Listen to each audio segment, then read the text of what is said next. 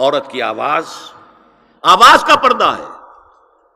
اب دیکھیے کس حد تک نماز میں اس وقت عورتیں بھی شریک ہوتی تھیں، اگرچہ حضور نے فرمایا مردوں کی صف بہترین سب سے آگے والی ہے اور سب سے بری صف سب سے پیچھے ہے، کیونکہ اس کے پیچھے پھر عورتوں کی صف ہوتی تھی، اور عورتوں کے لیے سب سے اچھی صف سب سے پچھلی والی ہے اور سب سے بری سب سے آگے والی ہے۔ سب سے آگے والوں کے سامنے پھر مرد ہوتے تھے، ان کی پشت ہوتی تھی۔ تو اسی طریقے سے اگر غلطی کی ہے تو مرد جو ہے کہے گا سبحان اللہ، امام سے غلطی ہو گئی ہے، مرد کیا کہے گا؟ سبحان اللہ۔ عورت کیا کرے گی؟ اپنے ایک ہاتھ کے پشت پر اپنا ہاتھ مارے گی، اپنی آواز نہیں نکالنی، آواز کا پردہ۔ چھونے کا پردہ یہاں تک ہے کہ حضور نے کبھی کسی عورت سے ہاتھ نہیں ملایا، اور آپ جب بیعت بھی لیتے تھے تو بس زبانی الفاظ کہلوائے اور کہا ٹھیک ہے بیعت ہو گئی، یا ایک کپڑا پکڑا، اس کا ایک سرا اپنے ہاتھ میں دوسرا سرا اس خاتون کے ہاتھ میں، یا ایک تشت کے اندر پانی بھرا، اس میں ایک طرف اس نے انگلیاں ڈال لی اور ایک طرف حضور کی انگلیاں، لیکن مسافر لا اسافر النساء۔ ایک دفعہ ہوا بھی کہ بعض خواتین نے جب بیعت کی ہے تو پھر انہوں نے ہاتھ آگے بڑھایا مسافے کے لیے، حضور نے فرمایا انی لا اسافر النساء، میں عورتوں سے مسافہ نہیں کرتا۔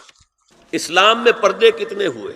پہلا پردہ 4 دیواری، گھروں میں رہو، یہ پہلا پردہ ہے۔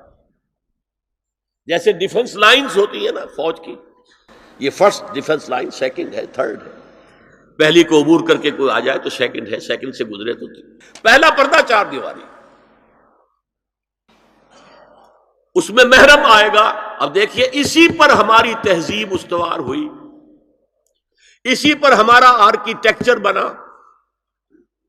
گھر ایسے بنے کہ مردانہ علیحدہ زنانہ علیحدہ، چھوٹا آدمی ہے تب بھی بیٹھک علیحدہ، بیٹھک باہر سے کھلے گی اور پھر ڈیوڑی سے ہو کر پھر گھر کے اندر جائیں گے، مرد آئیں گے تو یہاں بیٹھیں گے، اندر نہیں جائیں گے، اندر تو صرف وہی جائیں گے جو محرم ہے، ابدی محرم۔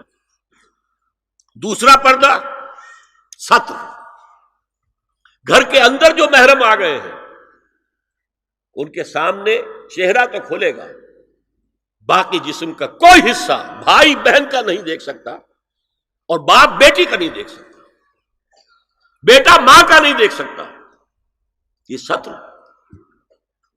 عورت پوری کی پوری عورت ہے، عورت کہتی ہیں چھپانے کی چیز کو، عورات النساء، عورتوں کی چھپی ہوئی چیزیں جن پر ظاہر نہیں ہوئی، لم یظہروا علی عورات النساء، ابھی تک ہم نے لفظ پڑھایا ابھی۔ تیسرا پردہ ہے چہرے کا پردہ، یہ ہے غیر محرموں سے، اور جب کہ گھر سے باہر نکلنا ہو اس کے لیے سورہ احزاب میں نے کہا تھا گھر سے باہر کا پردہ، چہرے کا پردہ وہ غیر محرموں سے ہے، اور گھر سے باہر نکلے گی تو غیر محرم سامنے آئیں گے۔ یا ایھا النبی قل لازواجک وبناتک ونساء المؤمنین یدنین علیہن من جلابیبہن ذالک ادنی ان یعرفن فلا یؤذین وکان اللہ غفورا رحیما۔ اے نبی صلی اللہ علیہ وسلم کہہ دیجئے اپنی بیٹیوں سے اور اپنی بیویوں سے اور مسلمانوں کی خواتین سے۔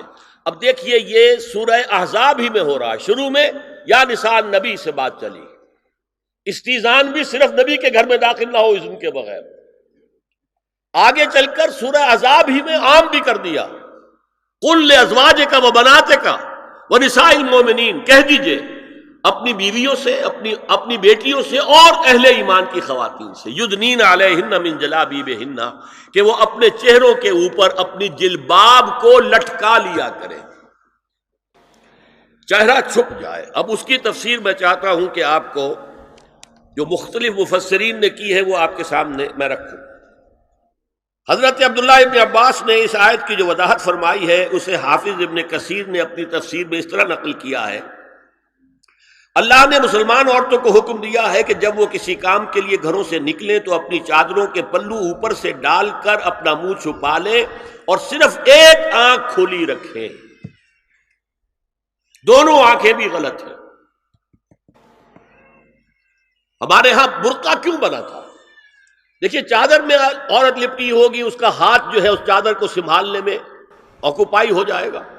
برقع ضرورت کی ایجاد ہے جو ہوا ہے، اور اس کے آگے آپ کو معلوم ہے پچھلے برقعوں میں جالیاں لگی ہوتی تھی کہ نگاہوں سے بھی براہ راست سامنا نہ ہو. اور یہ میں نے اپنی آنکھوں سے دیکھا.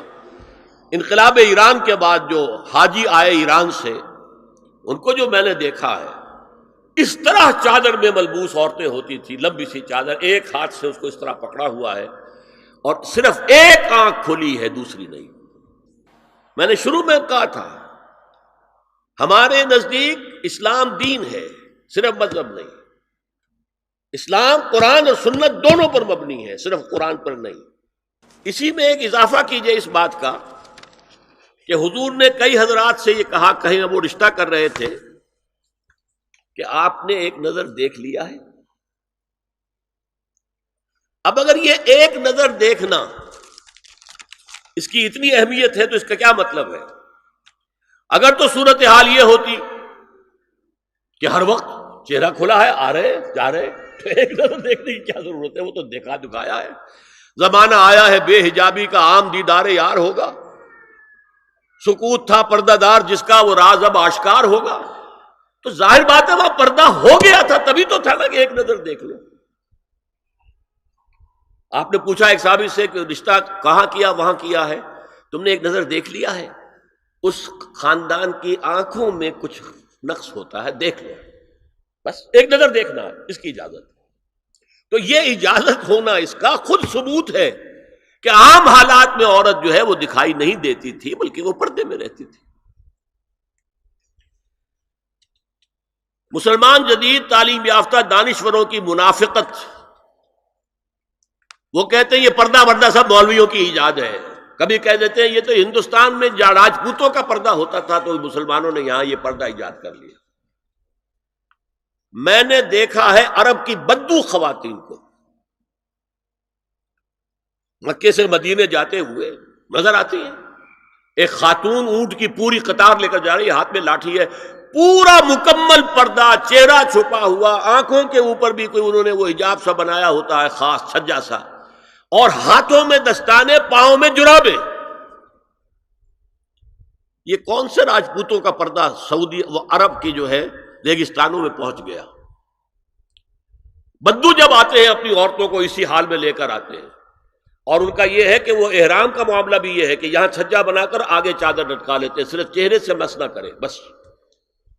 اور وہ پھر اپنی خواتین کو جب طواف کراتے ہیں تو ان کے گرد گھیرا ڈال لیتے ہیں ہاتھ سے ہاتھ پکڑ کر، تاکہ کسی اور کے ساتھ ان کا نہ کندھا لگے اور نہ کوئی اور جسم کا حصہ بس. یہ پردہ وہاں کہاں سے آ گیا؟ سر سید کا واقعہ تو میں آپ کو بتا چکا ہوں. اب ذرا علامہ اقبال، میں منافقت اس لیے کہہ رہا ہوں کہ ایک طرف ہمارا جدید دانشور طبقہ، مولوی ملاٹے دیوبندی ہوں، فلاں ہوں، یہ ہوں وہ ہوں، یہ دقیانوسی ہے، اصل میں تو سر سید احمد خان، اور پھر علامہ اقبال. علامہ اقبال کا حال کیا ہے وہ سن لیجئے آپ. انگریز سرکار لارڈ ولنگٹن کے زمانے میں علامہ اقبال کو اپنا گورنر بنا کر جنوبی افریقہ بھیجنا چاہتے تھی. من جملہ دیگر شرائط کے ایک شرط یہ بھی تھی کہ تمام سرکاری تقریبات میں بیگم اقبال ان کے ہمراہ ہوں گی.